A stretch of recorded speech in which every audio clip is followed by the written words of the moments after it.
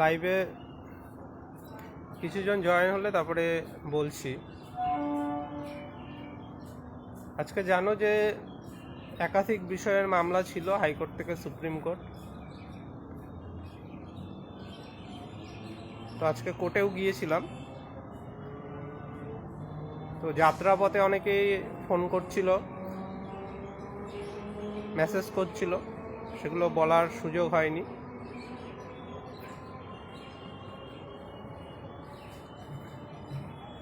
বিশেষ করে বিশেষভাবে সক্ষম যারা রয়েছেন তাদের তরফ থেকে অনেক ফোন আসছে, মেসেজ আসছে, এবং সাধারণ প্রার্থীরাও করছে ওই বিষয়টা নিয়ে, তারা বুঝতে পারছে না বলে। এবং অন্যান্য যে মামলাগুলো রয়েছে হাইকোর্ট ও সুপ্রিম কোর্টে, আজকেও ছিল, সেগুলো নিয়ে অনেক প্রশ্ন আসছে। তাই বাড়ি যাওয়ার আগে অল্প করে বিস্তারিত বলে দিচ্ছি। প্রত্যেককে পার্সোনালি আর রিপ্লাই দিতে পারবো না, তাই কিছুজন জয়েন হোক তারপরে বলছি। লাইভটা শেয়ার করে দিও।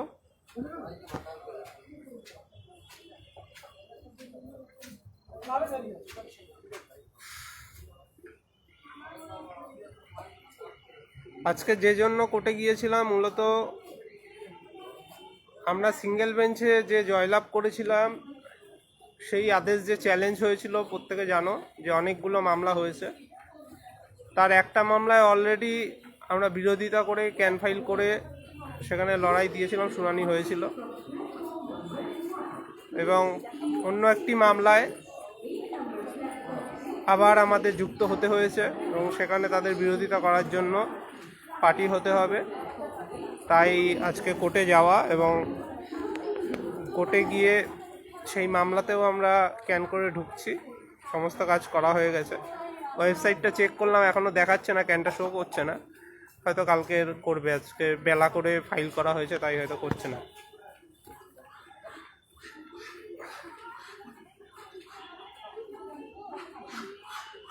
কিছুজন জয়েন হয়েছে, আর অল্প কিছুজন হলে তারপরে বিস্তারিত বলছি।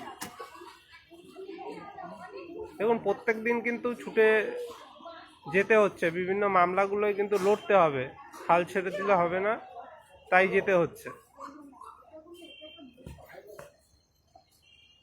নতুন করে ওবিসি নিয়ে একটা চিন্তা তৈরি হচ্ছিল, শুনানি হয়নি আজকের, বাঁচা গেছে। কারণ ওবিসি নিয়ে জানো যে জটিলতা সৃষ্টি হলে কি পরিস্থিতি সৃষ্টি হয়। সরকার তো নিয়োগ করতেই চায় না, সব বন্ধ করে রেখে দেবে।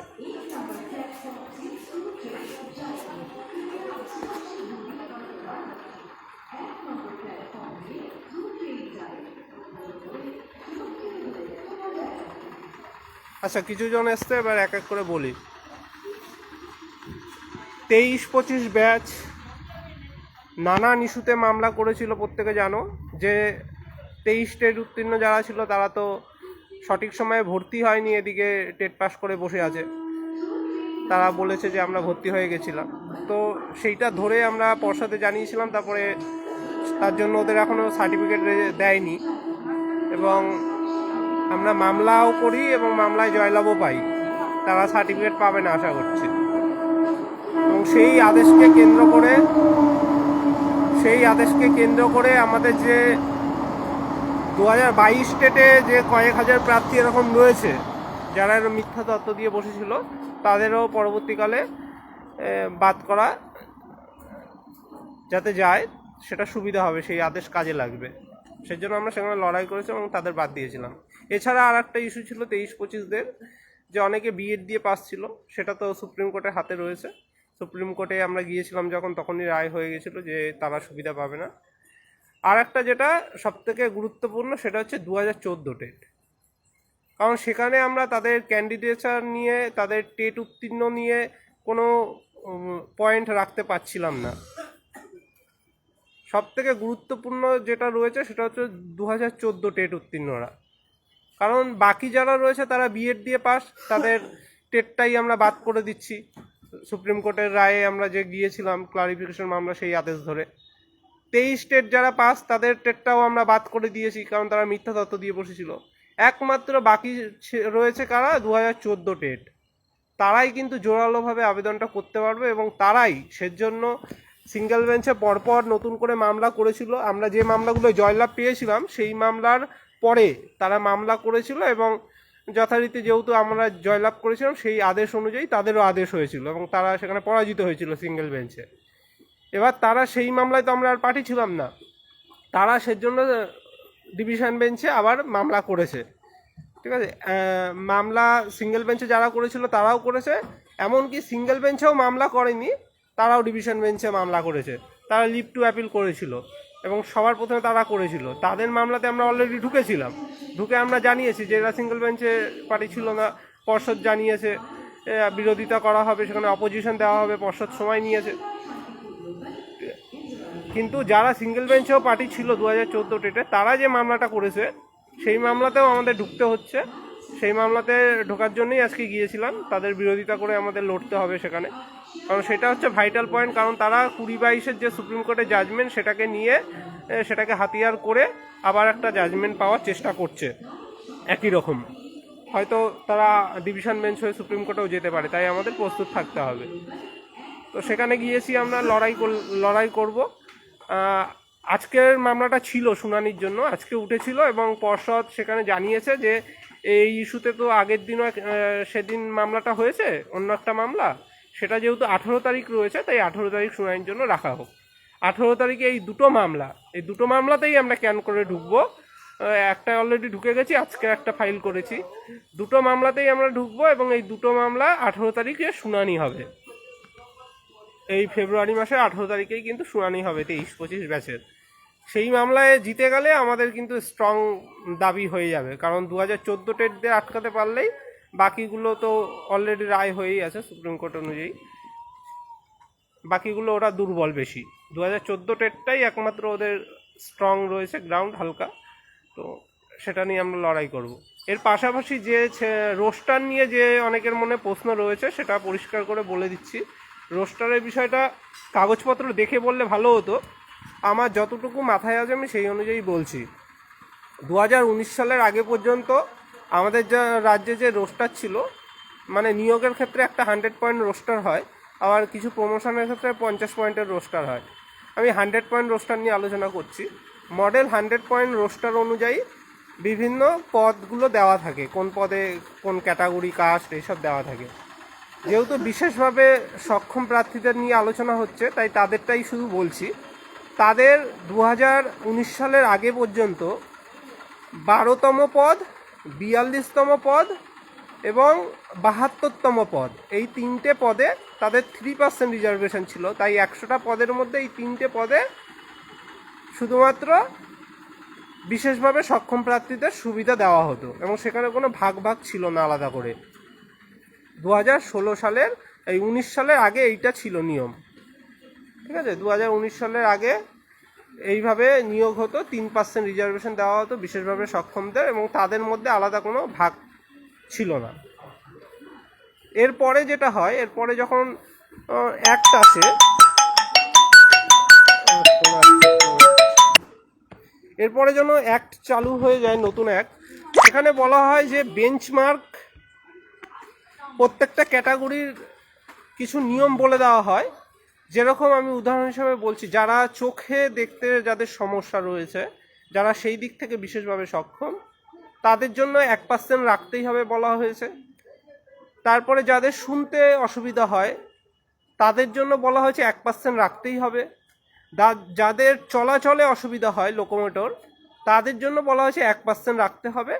বাকি দুটো রয়েছে, একটা হচ্ছে সমস্ত অনেকগুলো ডিসএবিলিটি রয়েছে এরকম, আর একটা রয়েছে আপনার মানসিক সমস্যা, অটিজম, ঠিক আছে, বুদ্ধিতে একটু কম, এইভাবে যে বিশেষভাবে সক্ষমগুলো রয়েছে সেই ক্যাটাগরি রয়েছে। সেই দুটো ক্যাটাগরি মিলে বলেছে আর 1% হবে, টোটাল 4% করে দেওয়া হয়েছিল, 3%-এর জায়গায় 4% করে দেওয়া হয়েছিল।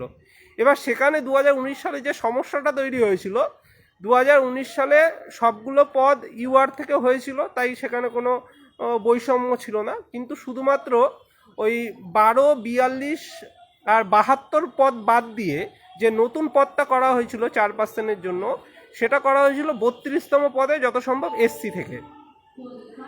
এবং এসসি থেকে করার ফলে কি হয়েছে, লোকোমোটরের যারা ওবিসি আছে, এসটি আছে, যাদের চলতে সমস্যা, যারা জেনারেল রয়েছে, তারা সুবিধা পাচ্ছিল না। এই সমস্যাটা তখন তৈরি হয়। তো সেইটা এত বছর বাদে, যেহেতু কেউ কোর্টে এর আগে যায়নি, সে না হলে আগেই সমাধানটা ভালোভাবে হয়ে যেত। এতদিন বাদে এখন কোর্টে মামলা হয়েছে, এসএলএসটি থ্রুতে, পিএসসি থ্রুতে, এবং আমাদের প্রাইমারি নিয়েও মামলা হয়েছে, ঠিক আছে। তো সেই বেসিসে শুনানি হয়ে সেখানে এটা সরকারের নজরে এসছে এবং সরকার বলেছে যে আমরা এটা পরিবর্তন করব। তো টালবাহানা চলছিল, শেষমেশ তারা এমন একটা বুদ্ধি বের করলো যাতে যে চলতি নিয়োগগুলো আছে সেগুলোই যাতে খুব একটা প্রভাব পড়বে না। এবং তারা বুদ্ধিটা এমনভাবে করেছে, তারা বলছে যে 12তম পদ, 42তম পদ এবং 72তম পদ, 72-এর যে পদটা রয়েছে সেগুলো আগের মতোই থাকবে, কিন্তু সেখানে তারা শ্রেণীভিত্তিকটা আর করেনি। মানে 2019 সালের পরে যখন শ্রেণীভিত্তিক আসলো, মানে 12তম পদটা ছিল হয়তো আপনার যাদের চোখে দেখতে সমস্যা, তারা শুধুমাত্র সেখানে সুবিধা পেত 12তম ইউআরের পদটায়। তো সেখানে কাস্ট কোনো ব্যাপার ছিল না, ফ্যাক্টর না, যেহেতু এটা হরাইজন্টাল রিজার্ভেশন। তো ভার্টিক্যাল হিসাবে, যেহেতু কাস্টের রিজার্ভেশনকে ভার্টিক্যাল বলা হয়, সেইটা এখানে ফ্যাক্টর না। তো হরাইজন্টালের মধ্যে প্রত্যেকে ওখানে সুবিধা পেত। যারা চোখে দেখতে সমস্যা তারা 1% সুবিধা পেত ওই 12তম পদে। যাদের শুনতে সমস্যা তারা পেত 42তম পদে 1% সুবিধা, ঠিক আছে। মানে সবাই, যে কোনো কাস্ট হতে পারে বা জেনারেল হতে পারে। আর যারা আপনার লোকোমোটর ছিল তাদের তো বললাম যে এসসিতে করে রেখে দিয়েছিল, ওটা ভুল ছিল, সমস্যা হচ্ছিল ওর জন্য। আর বাকি যেটা ছিল, যে নানান সমস্যা রয়েছে বা অটিজম রয়েছে, মানসিক সমস্যা রয়েছে, এরকম কিছু কিছু ভাগ রয়েছে, সেগুলো নিয়ে টোটাল 1% ছিল, সেটা 72তম পদে ছিল। এখন যেটা নতুন রোস্টার করলো, নতুন রোস্টারটা আমি দেখেছিলাম, আজকেই কোর্টে জমা দিয়েছে রাজ্যের অ্যাডভোকেট জেনারেল। নতুন রোস্টারে তারা চালাকি করে কি করেছে, ওই শ্রেণীভিত্তিকটা দেখাচ্ছে না। তারা শুধু কি করেছে, 32তম যে পদটা ছিল এসসির, সেইটাকে কেটে তারা লাস্ট ব্লক, যেটা মানে 25টা করে এক একটা ব্লক, প্রত্যেক ব্লকে একটা করে 5% রাখার কথা, যেটা আগে করেনি, এইবার সেটা করেছে। কিন্তু তারা সেই এসসিটাই রেখে দিয়েছে, তারা সিভিল কাস্টটাই কিন্তু রেখে দিয়েছে। সেটা 90তম পদে করেছে, যেটা 32তম পদে ছিল সেটা 90তম পদে করে দিয়েছে। এরপর আর কি করেছে চালাকিটা, যে ভাগ ভাগ করে দেওয়ার কথা, 1% এক একজনকে দেওয়ার কথা, যেমন যারা চোখে দেখতে সমস্যা তাদের যে 1% দেওয়ার কথা, যাদের শুনতে সমস্যা তাদের 1% দেওয়ার কথা, যাদের চলতে সমস্যা তাদের 1% দেওয়ার কথা, আর বাকিদের 1% দেওয়ার কথা। এই যে ভাগ ভাগ চারটে, এই ভাগ তারা আর রাখেনি। তো এটা নিয়ে জানি না কোর্টে কি হবে এর পরবর্তীকালে, যদি কেউ মামলা চালায় এই বিষয়ে। সিঙ্গেল বেঞ্চের ভিউ আবার অন্যরকম দেখছিলাম, কিন্তু যদি এই নিয়ে শেষ পর্যন্ত লড়াই করে, এটাও হয়তো আবার বাদ হয়ে যাবে। যাই হোক, তো তারা ওই ভাগটা অ্যাক্ট অনুযায়ী যে অ্যাক্টে যে বলা আছে পরিষ্কার যে ভাগ করে রাখতে হবে, তারা ভাগ রাখেনি। তারা চালাকি করে বলছে যে আমরা এই বেঞ্চমার্কের ভাগটা আমরা এখন বলবো না, নিয়োগের সময় আমরা ক্যান্ডিডেট বুঝে কনসিডার করব। তারা এই চালাকিটা কেন করেছে, কারণ জানে কেউ মামলা করতে পারবে না। কেউ মামলা যখন করবে যে আমি বঞ্চিত হলাম, তাকে বলবে যে না, তোমাকে তো এই ভাগে ঢুকিয়ে দিয়েছিলাম, মানে নির্দিষ্ট কোনো ভাগ রাখলো না। তারা কি করলো, পুরো 3% ইউআর থেকে রেখে দিল, যেখানে কাস্টের কোনো ব্যাপার নেই, সবাই অ্যাপ্লাই করতে পারবে, আর 1%টা এসসিতেই রেখে দিল। এই চালাকিটা করলো, জানি না এটায় কি লাভ হবে, কিন্তু আবার জটিলতা তৈরি হবে আগামী দিনে যদি কেউ মামলা চালিয়ে যায়। এই হচ্ছে রোস্টারের বিষয়টা। এখনো যাদের ক্লিয়ার হয়নি, প্রথম থেকে আরেকবার শুনবেন, আস্তে আস্তে বুঝতে পারবেন। যাদের একদমই ধারণা নেই তাদের। এর পাশাপাশি সুপ্রিম কোর্টে হচ্ছে ওবিসি মামলার যে শুনানিটা ছিল, সুপ্রিম কোর্টে ওবিসি নিয়ে দু ধরনের মামলা আজকে শুনানি ছিল। একটা হচ্ছে কি জানো, যে হাইকোর্টের ডিভিশন বেঞ্চ যখন রায় দিল যে 66টা কাস্ট বাদে যত সম্ভব 66টা কাস্ট বাদে বাকি সবারটা বাদ করে দিয়েছিল রাজ্যের ভুলের কারণে, সেই আদেশটা কিন্তু এখনো পর্যন্ত সুপ্রিম কোর্ট সেই আদেশের স্থগিতাদেশ দেয়নি। তাই সেই আদেশটা চ্যালেঞ্জ ছিল আজকের। এবং পরে যে হাইকোর্টের ডিভিশন বেঞ্চের রায় মেনে যে নতুন ওবিসির তালিকা তৈরি করলো সরকার, সেটাও হাইকোর্ট বাতিল করে দিয়েছিল। এবং সেই আদেশটা পরবর্তীকালে যখন সুপ্রিম কোর্টে চ্যালেঞ্জ হয়, সুপ্রিম কোর্ট তাতে স্টে দিয়েছিল, স্থগিতাদেশ দিয়েছিল, যার ফলে এখন নতুন তালিকা চালু আছে এবং নতুন তালিকা অনুযায়ী কাজ হচ্ছে। কিন্তু এবার সমস্যাটা হচ্ছে নতুন তালিকার যে এই স্টেটা দিয়েছে সুপ্রিম কোর্ট, সেই স্টেটা তোলার জন্য আজকে কিন্তু মামলা লিস্টেড ছিল। সেখানে কিন্তু অ্যাপ্লিকেশন করা হয়েছে যে এই স্টেটা প্রত্যাহার করা হোক, এই হিসাবে অ্যাপ্লিকেশন করা হয়েছে। যদিও মামলাটার আজকে শুনানি হয়নি, একদিকে ভালো হয়েছে। 20 তারিখে আবার শুনানি আছে এই মামলা দুটো বিষয়েরই। তাই সুপ্রিম কোর্টে যদি শেষমেশ কোনো একটা পাকাপাকি রায় হয়ে যায়, জানি না কি হবে, সেই দিকে নজর রাখতে হবে। তার আগে নিয়োগ হয়ে যাওয়া ভালো। আর সারাদিন তো ওই একটা নিয়েই চললো, মুখ্যমন্ত্রীকে নিয়ে। মানে নিউজ চ্যানেলগুলো এত বাজে হয়ে গেছে আমাদের রাজ্যের, কোনো বোধ বুদ্ধি নেই। খুললেই শুধু আজকের আইনজীবী, মুখ্যমন্ত্রী, এই সেই দেখতে পাচ্ছি খালি। অর্ডার কপি তো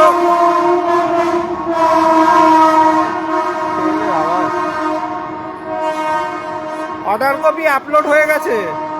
বড় বড় যে নিউজের সাংবাদিকরা রয়েছে এবং নেতা নেত্রীরা আছে, অর্ডার কপিতে একটু কোথায় মুখ্যমন্ত্রীর নাম লেখা আছে উকিল হিসাবে একটু দেখাবেন। অর্ডার কপি তো আপলোড হয়ে গেছে, আবার 9 তারিখে শুনানি আছে। সারাদিন ওই নিয়ে চলছে আজকে। যাই হোক, এগুলো বেসিক জিনিস জানা উচিত সকলে। আজকে মুখ্যমন্ত্রী ওখানে গিয়েছেন, মুখ্যমন্ত্রীর মামলা ছিল 37 নম্বরে। আর যে প্রথম মামলাগুলো চলছিল প্রথম থেকে অনেক দিন ধরে, সেই মামলাগুলো হচ্ছে 21 নম্বরে ছিল আজকে। 21 নম্বরে মোস্তারি বানু, যত সম্ভব নাম ওনার ছিল, ডেরেক ওব্রায়েনের ছিল, দোলা সেনের ছিল। তার সাথে ওই 3টে মামলার সাথে মুখ্যমন্ত্রী এবং জানো যে জয় গোস্বামী, কবি জয় গোস্বামী যিনি আছেন, তো তিনিও একটা মামলা করেছেন। এই 5টা মামলা টোটাল একসাথে তারা শুনেছেন এবং সেখানে মুখ্যমন্ত্রী ছিলেন এবং মুখ্যমন্ত্রীর তরফে অ্যাডভোকেটরা ছিলেন। কে ছিলেন? অনলাইনে ছিলেন কপিল সিব্বল, শ্যাম দেওয়ান, ঠিক আছে। এবং মুখ্যমন্ত্রীর পাশে যারা ছিলেন তারা মুখ্যমন্ত্রীর হয়ে অ্যাপিয়ার করেছিলেন মুখ্যমন্ত্রীর মামলায়। সেটা 37 নম্বরে ছিল। আজকে শুনানি হওয়ার চান্সই ছিল না, যেহেতু উনি সম্মানীয় ব্যক্তি, সম্মানীয় পদে আছেন, তাই হয়তো সুপ্রিম কোর্ট সম্মান রেখে শুনানিটা করেছেন।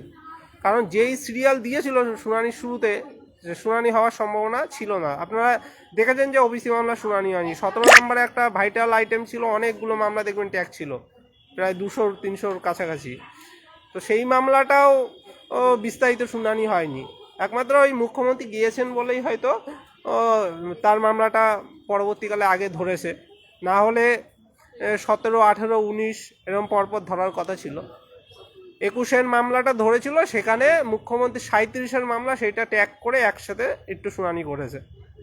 তো সেখানে মুখ্যমন্ত্রী গিয়েছিলেন, আমরা যেরকম সুপ্রিম কোর্টে যাই উনিও গিয়েছিলেন। উনি খবরে দেখাচ্ছে যে উনি নাকি ইন পার্সন হিসাবে অ্যাপ্লাই করতে চেয়েছিলেন, অনুমতি পেয়েছেন।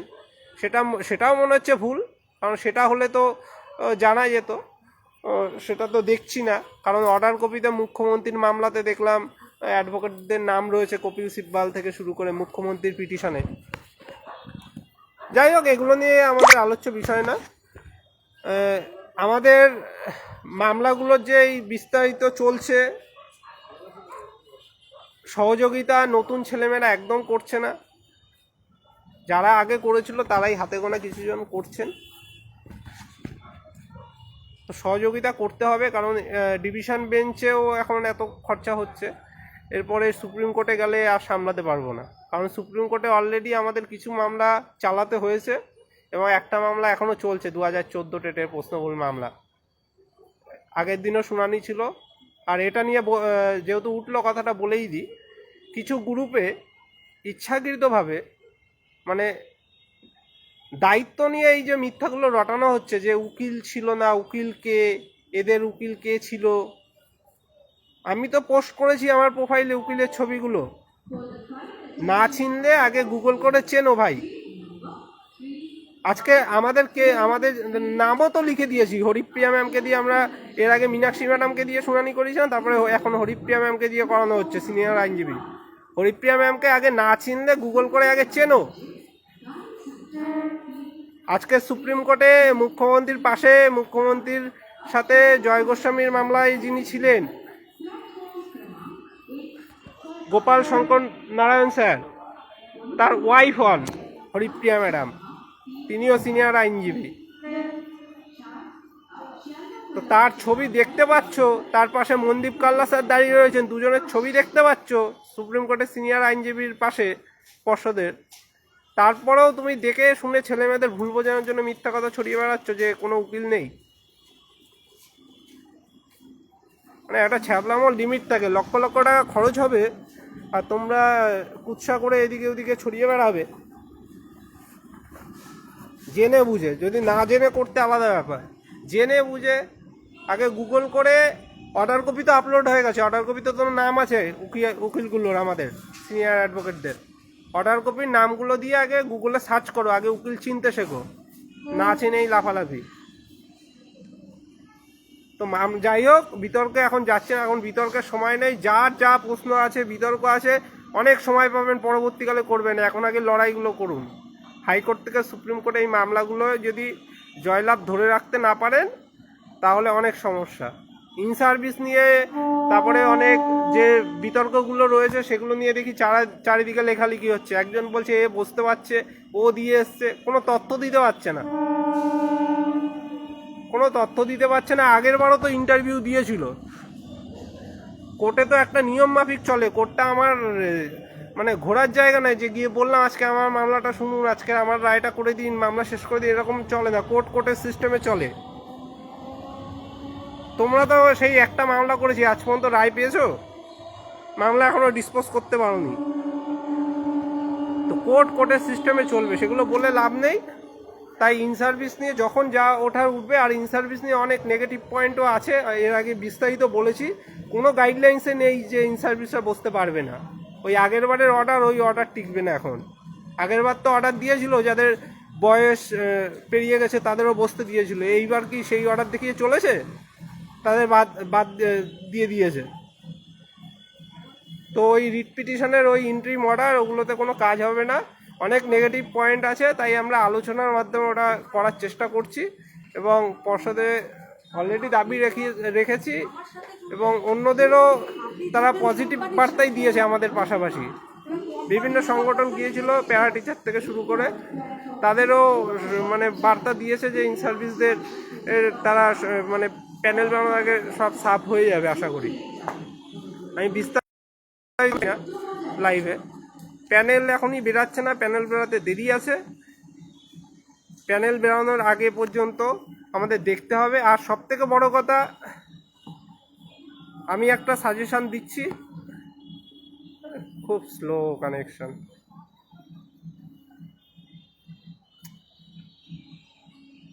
ডিস্টার্ব করছে ফোনে।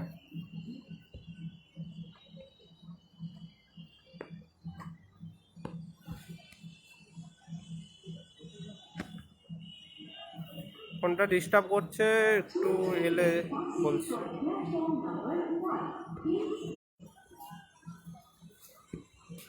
যাই হোক, ফোন সমস্যা হচ্ছে, কি করণীয় সেটা আমি পরে বলে দেবো, যেহেতু ইন্টারভিউ এখনো দেরি আছে। মানে খুবই সমস্যা করছে ফোন।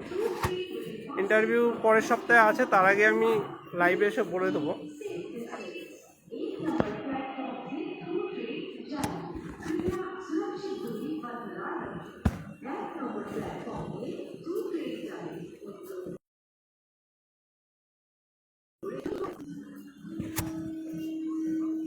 ফোনটা সমস্যা করছে।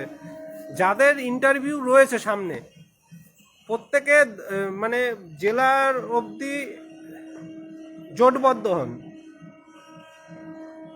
ভেরিফিকেশনে যাবেন প্রত্যেকে, গিয়ে প্রশ্ন করবেন যে ইন সার্ভিসদের আপনারা বসতে দিচ্ছেন কি দিচ্ছেন না। এই প্রশ্নটা করবেন, ইন সার্ভিসদের কিভাবে প্রত্যেকে করবেন, কিছু একটা জানা যাবে, কিছু একটা জানা যাবে। আমরা অনেকেই চেয়েছিলাম যে এরা যাতে অ্যাডমিটই না পাক, এরা যাতে কল লেটার ডাক না পাক, এরা যাতে ফর্ম ফিল আপটুকুও না করতে পারে, কিন্তু সেই রকম ব্যবস্থা পর্ষদের হাতে নেই, তাই পর্ষদ করেনি। এবার মানে এগুলো ধাপে ধাপে বাদ যাবে, যেতে যেতে প্যানেলের আগে পর্যন্ত সাফ করতে হবে। তাই বলবো যাদের ইন্টারভিউ রয়েছে সামনে, আপনারা জোটবদ্ধ হন না। সেদিন 200, 250, 300 যতজনই যান, প্রথম দিনের ইন্টারভিউতে গিয়ে প্রত্যেকে গিয়ে একই কথা জিজ্ঞাসা করবেন ভেরিফিকেশন টেবিলে, সবাই জোটবদ্ধ হয়ে, যে আমাদের এটা জানাতে হবে আপনারা কি করছেন, ইন সার্ভিসে বসতে দিচ্ছেন কি দিচ্ছেন না। এনআরএসদেরটা তো ওনারা নিজেরাই অ্যানাউন্স করছে যে কেউ থাকলে চলে যান।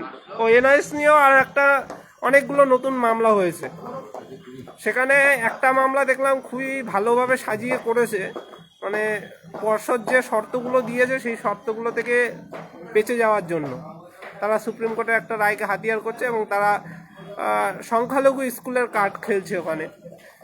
যাই হোক, আমি এটা বিস্তারিত বলছি না, নজর থাকছে আমার।